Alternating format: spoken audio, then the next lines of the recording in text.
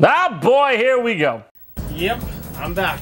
I swear I'm gonna talk about more than just Sonic games and any of my video game videos. It's just something that's been repeatedly coming up, and I don't know, I'm just really into Sonic games and just the franchise in general more than most other video game franchises. So I just wanted to throw my 2 cents in here about Sonic Origins, which was revealed earlier this morning, and kind of compare it to a couple other things, and might have a tangent in there about collector's editions and other editions in general, so bear with me. If you're a fan of the quality of the video, between the recording, the audio recording, or the video recording, please check out the description down below. And by fan, I mean, don't hit a dislike on this video just because of how it looks and how it sounds. Check the description, that will explain most of everything you need to know, and we'll just move on from there, so I'm not going to bring it up after that point.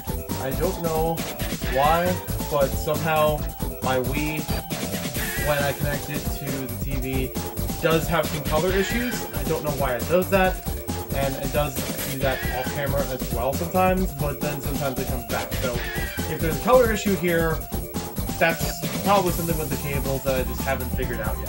So, right now I'm on Sonic Mega Collection, and I'm going back and forth through a couple of different sheets so I can unlock the other games in here, because I haven't unlocked all of them.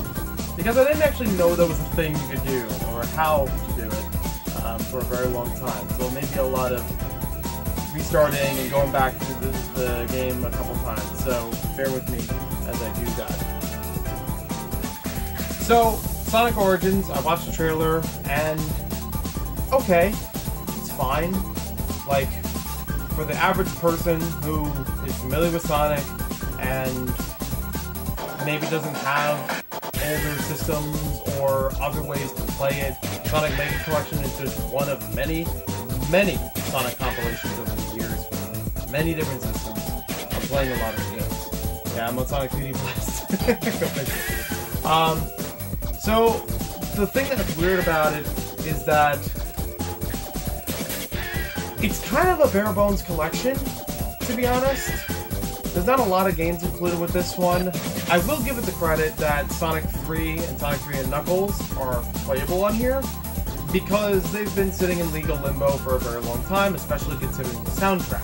So, the fact that they're not only playable on modern consoles, but also playable in general, like just re-releasing it, is kind of welcoming. But for anyone who has actually been a Sonic fan for a long time, or still has access to older games and things like that, this collection, Sonic Origins, really does nothing for you. It doesn't do anything for me. I kind of like some things here and there, like I said, for, you know, having modern ways of playing some of these games, but if I recall correctly, Sonic 1 and 2 have already been available through either Sonic Classics, like Sega Classics, if I remember correctly, for a lot of modern consoles. I want to say there may be another collection or something that it was available for like this modern era of consoles, the Switch, Xbox One, and PS4, maybe even PS5. I can't remember exactly off the top of my head. And again, I am multitasking here, so bear with me. But I do think that it's weird that some of it just doesn't really offer anything special. There's really nothing that, if you've already been a Sonic fan for a while and you already have access to these games, you are getting basically nothing out of this experience. There may be a couple of exclusive, you know, bonuses or whatever. That's something I'd like to touch upon as well, because I know everybody and their mother and their flicky friends have also talked about it. But it's an important thing. It's weird that a Sonic compilation is offering so many different editions of its game, and there are things to get from those editions, some things that may be valuable to people, but in general, doesn't do anything really for a lot. So, if I scroll back here, I have the computer pulled up to the side, 5 different ways of obtaining different things with the Sonic Origins. So there's like these multiple packs, there's like 3 different packs that are coming out with all these different features. And then there's, you know, Standard Edition, Digital Deluxe Edition of the game, which compile some of them in the Digital Deluxe, but not everything. So it feels weird about it. And just the way that the chart is lined up, a lot of people have said this already, and I do agree with this. It gives a lot of Ubisoft vibes. A lot of times when Ubisoft releases a game, an original game, a brand new game, not even a compilation, and I do want to harp on that. When they release a new game, they do mention, you know, all these different editions and what's available in them, and there's like a big Excel spreadsheet of what you can purchase. But most of the time, it's really complex. There's so many different options that it's kind of hard to choose properly. And keep in mind, even if you get the most expensive edition of any of the games, you do not get every bonus material. Not everything is included, even in the biggest packages or the most expensive of editions. That's what's kind of frustrating for a lot of people, is that why wouldn't you put it all together in one thing, you know? My theory on that, and I have no idea for sure, but my theory on that is that it sells more copies of the game. So, much like in Sonic Origins, so it's like, okay, you can't get everything in one copy, but if you get it across 2 of them or so, then you might be able to get everything. But that also means you have 2 copies of a game that you don't need unless you're going to play it on multiple consoles. Like, hey, if you get it for the Switch and the PS4, you know, that would make sense. That would be fine. But if you're only going to own one console that you really want to play this game on, why bother? Why bother with another, you know, copy of the game? Why would you play it on something else? I could be a hypocrite in that way because I have bought multiple editions of games over time, like multiple copies for various systems, even in the same generation. My only reasoning with that is that most of the time it's because they're already old. Like, they're not brand new games that are coming out that I want to get every edition of them, you know, because I know that across each console they're going to be practically the same thing. But also, I'd say, well, yeah, it's... I can only think of maybe one circumstance recently where I would have bought 2 of the same game because there were different editions available, and that was really more of a stock issue, not necessarily because they were made. Lego Star Wars The Skywalker Saga, it has been very hard to find the deluxe edition in stores, and that's aside from pre-ordering or anything like that. I've had a hard time of finding it across Targets and Walmarts in my area, even in various other areas I just happen to be visiting through, and I just kind of like call them up or I check the store itself for their inventory, and unfortunately they only have either a standard edition, no editions of any kind, or they have a deluxe in a system that I'm not willing to play it for. Like, I don't necessarily need a deluxe edition for the Switch when I only really want to play it for PS4. But I guess I could just, you know, the deluxe edition is the same, you know, features as the, what do you call it, PS4 edition, so maybe I could get what I want to play it on as PS4, and then get the deluxe edition for the Switch because it's actually available. Well, that just feels dumb. It feels like a bigger waste of money that way. Why would I do that? I would rather do that with a game that's already discontinued. It's already available in like your local GameStop or something. That really doesn't matter what you get them from. It's like they're dirt cheap editions of each of the games, and you know, even if you get a little bit of perks with one over another, you're not spending an arm and a leg to do that, you know, in total. So, I have actually seen a post sometime later after the initial rant from a lot of people about the game, about the thing coming up, that kind of summarized all the editions.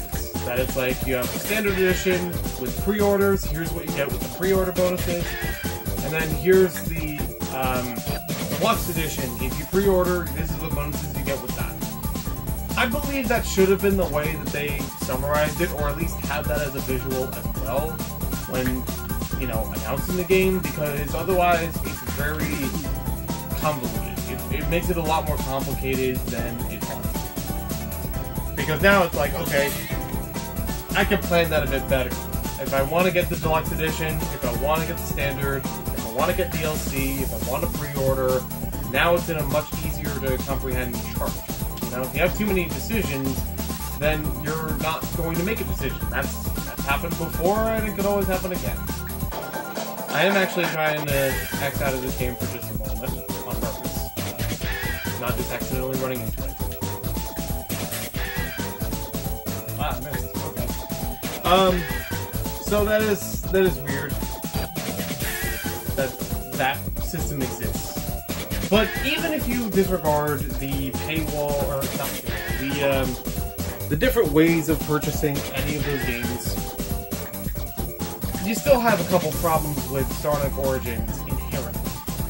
The way that it's advertised looks a lot like Sonic Mania, including the backgrounds, which I guess you could say, you know, Sonic Mania Collection even here technically does that as well, where you have different backgrounds with, you know, all these different graphics, kind of 90s aesthetic going on, but it feels very Sonic.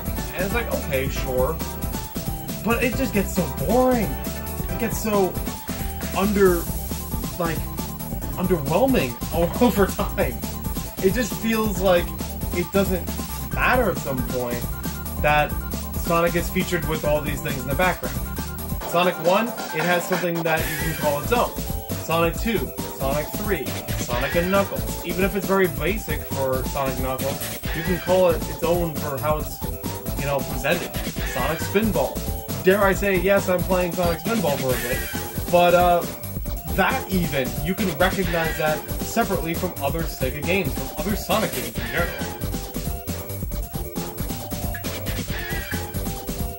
Man, this game is rough. Anyways, and I played this on a Genesis, so even in its initial form, it's rough.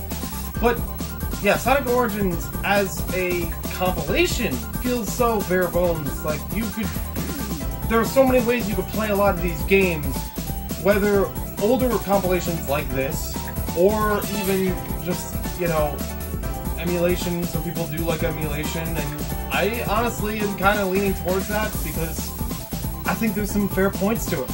Like, some things that actually feel unnecessary, getting the release copy of something that already exists, already has existed for a long time. I'm not saying you can't re-release or re-port a game, that's fine on its own, but there's nothing else special to it. I mean, I didn't even talk about like the actual features of the of all those purchases, or what all those different DLCs and things.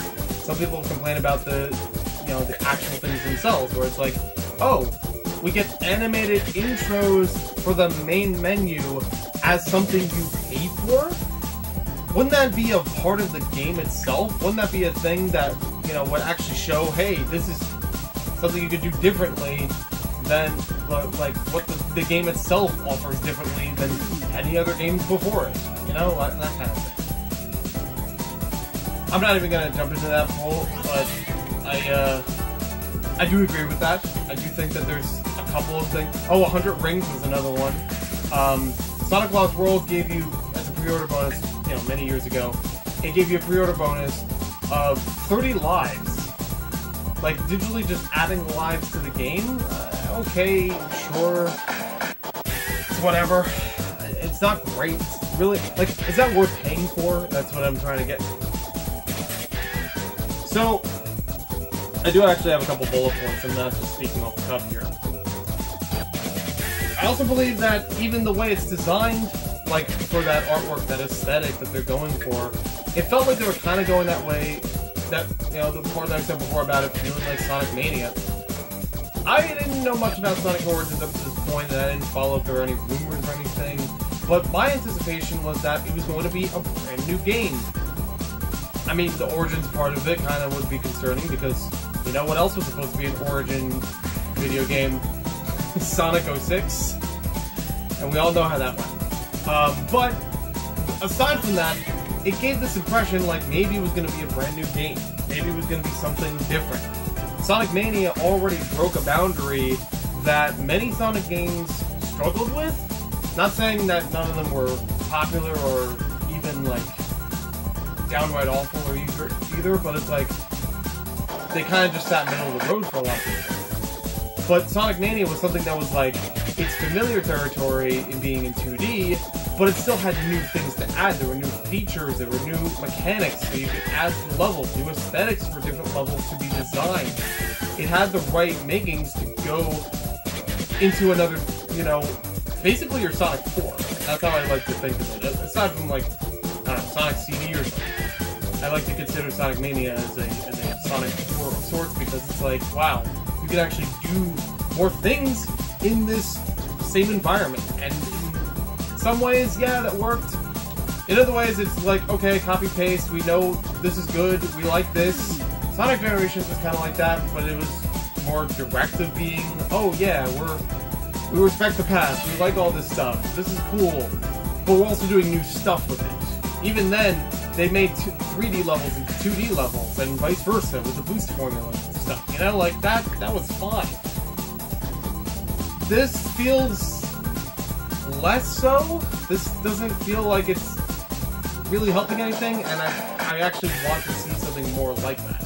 I'm not going to talk about Sonic Forces, I haven't played it, but I already know the general consensus is it's not amazing, it's not something that most people look forward to,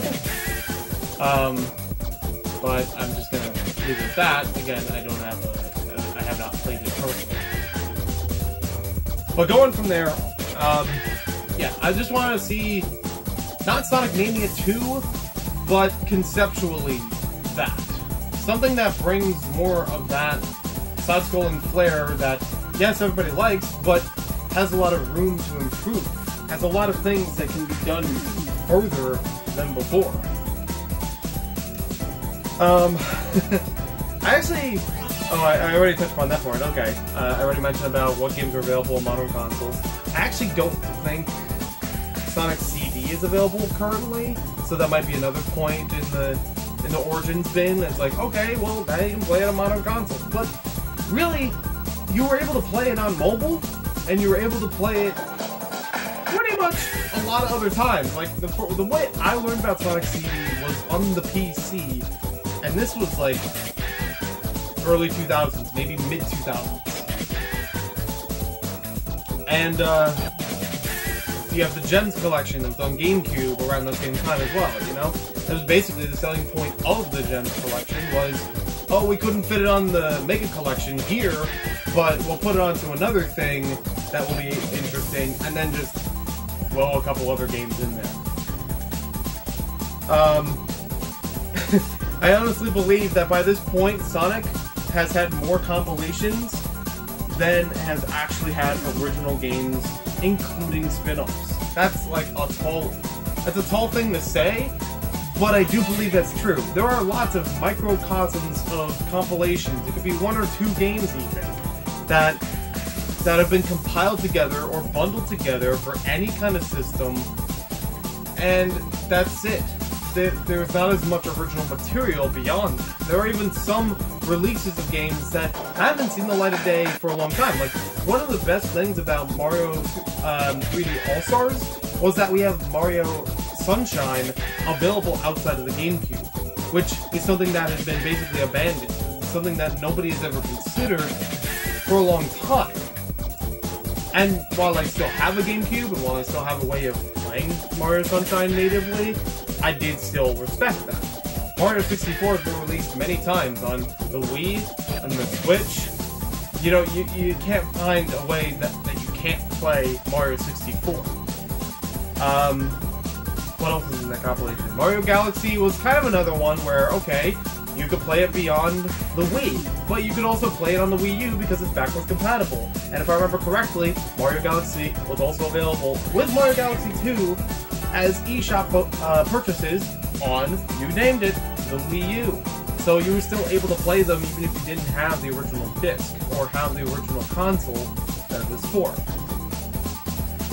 So, in that way, adapt that to Sonic, where every time there is a system, every time there is a generation, you will see Sonic the Hedgehog. You will see Sonic the Hedgehog 2. You will probably see a couple of the other Sonic games by chance, or mixed in with something else. Where it's like, oh, it's a Genesis collection. Here's Mean Bean Machine for the 50th time. You know, like, Why? Who cares? You know? And then you have, like I said, there may be a couple other ones that don't cost that every generation, like 3 and Knuckles. But is that really worth the whole game purchase? You know? If you haven't already been able to find it on something else pretty recently. So, going from there, what else have I got? I got a whole lot of points in here. There are so many things. I like the general idea, the overall. I am not buying this game. I am not interested in Sonic Origins. I do not think the pre-orders will be anything really worthwhile. And look, I do have a bunch of these Sonic games on multiple systems. That's fine, and some of them work better than others. I'll take it for what it is, but I do not think it's worth the price of admission for something that I'm already regularly able to play, even though I'm not actually playing it right now. But okay, where was I?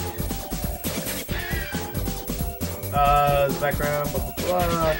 Oh yeah, so among the different compilations for Sonic games, I don't know how this happened, and I only heard about this secondhand, but I still am like surprised that this is even a thing.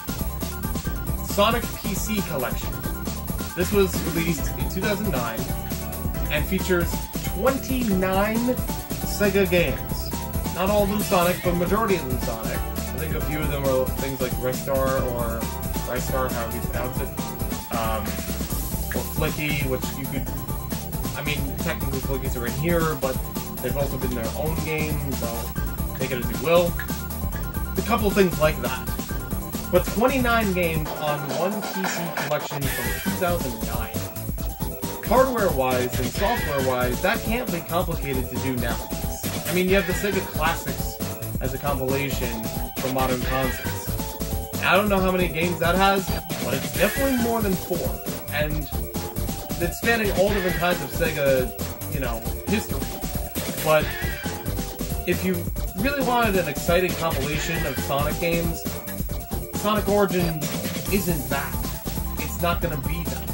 It's so underwhelming. I keep referring back to that word. It's the best way I could describe it. It just does nothing for me because it has so little to offer and so little reason to offer it. What else have I got here? Oh, so now I have a few comparisons. So there's another collection that I've been looking forward to that's coming out this year, but I haven't had a release date yet. And I might even make another video further explaining about why I love this compilation and why I'm excited for this thing to come out. I'm not sure if I'm going to pre-order it, but I am still interested in buying it around, you know, the time of release. Like, I'm not going to wait for clearance or something. But I'm excited for the Teenage Mutant Ninja Turtles Cowabunga collection, which is 13 games across 2 editions. You have a standard edition, and then recently announced there is a limited edition, which basically gives you a whole bunch of physical stuff added to it. Nothing digital as far as I've read, but again, I could elaborate more on that in another video. But actual stuff that might be collectible. Things that might be interesting to fans of the Turtles games, or even just the franchise in general. But that's 13 games for the same price as the same base price as the as Sonic Origins. It's like $40 for both of them, if I remember correctly. That's incredible in comparison. And sure, maybe not every single game on the Cowabunga collection is a stellar hit, but you can't deny that not only you get more games, but you also get games that haven't been released in a long time. I mean, there have been 1 or 2 other times I can think of where some of those games were re-released, usually as an Easter egg, not even as its own thing or a digital copy or anything like that. One of them was like it was like a remaster or something. It was like made from the ground up, but not as good as the original, from what I've heard. I haven't played it, so I can't really offer a lot on that. But it's still like, you're talking $3 to $4 a game at that kind of price. You know, $40 and 13 games, it's about $3 to $4 per game. So even if you don't like something on there, you're guaranteed to like something else on there, and you're not shelling out, money that feels like a waste. You're actually going to enjoy a whole bunch of things, or just try something different. Whereas, like a lot of those games, like I said, haven't been released in other forms up to this point. So having it here is actually kind of welcoming, even if you're not a fan of all of them. Sonic Origins doesn't really help with that, because you're like, well, I guess you can play with this, but it's nothing that you can't already find elsewhere in, like, great quantity, in multiple ways, multiple systems over the years, and for way less money, or even just better value across the board. Like, even if it costs a little bit more, you'll get more ways to play it. I know that it's almost cheating saying the PC collection as a comparison, because not many other bundles exist like that for any franchise, but, this is Sonic Mega Collection I'm playing on. It has 12 games? 10 or 12 games or so? I'm looking at the disc. 7 great hits, plus extra games, plus bonus features. It's like, 7 games right out of the box, even if you don't have the other games unlocked like I do. Like I don't, I should say. Still gives you a better value for one game, for one compilation. And this is on the game, this is again, a long time ago, and with much more inferior hardware than what we have nowadays. So it's like, why wouldn't you be able to do that for Origin? Why wouldn't you be able to compile more things together? That's why I'm just so kind of fed up with this thing. Like, I may have just heard about it, but it really doesn't offer a lot that entices me towards it. Even if I'm a Sonic fan, I am not blind. I understand that this is so undervalued for what it could be, for what it could have been. I mean, I would recommend Sega Classics over that. I don't even have Sega Classics, because apparently you're getting a lot more games to play on modern consoles at pretty much the same price. Let me check if there's any other points that I had in here before I head out. Oh yeah, the other one that I have here as a point of comparison is Skywalker Saga. So even though I had complained before that I couldn't find certain editions of it in stores because of stock issues, at least they're readily made. I mean, they might not be readily available, maybe people just buy them quick. But at least I know that they're out there. They, were a pre-order thing only. Like, the only pre-order that you had with LEGO Skywalker Saga was a steelbook, as far as I know. You can still find the deluxe edition without the pre-order in stores. That's, a larger case to it. I don't think that includes the steelbook. I mean, it shouldn't, because that's a pre-order, but, I digress. But it includes, depending on the region, this is a weird thing, but it is a fact. Depending on the region, it'll include an extra Lego polybag, and it'll either be an X-Wing, as some people have found, or Luke with a blue milk mustache, because that was a thing. I like, that's a weird deep cut, but it's still kind of cool that it's there, even though it's not a thing I care for. Like, I'll take it if it's there. I do like the cover. That is one of the few times that I actually like the cover art for the deluxe edition about as much as the original. The original is still really good to me, but I do like the deluxe edition having Lego Darth Vader on the front of it, and you have a way of opening the case and like removing his mask and having a mask or having his face underneath. That part is very cool on its own, but even the regular edition includes DLC. It says it has a character pack on it. Like, there's a sticker on the case itself. It's like, okay, you can actually do stuff with it beyond the initial game right out of the gate. It's kind of like what Lego Worlds did. Like, initially they didn't release it with DLC, but DLC was available like to purchase separately. And it's like, okay, you could get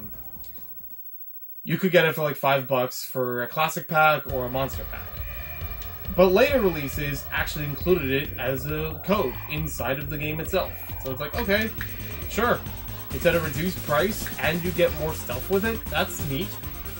It's not really a new addition out of the gate, like upon initial release.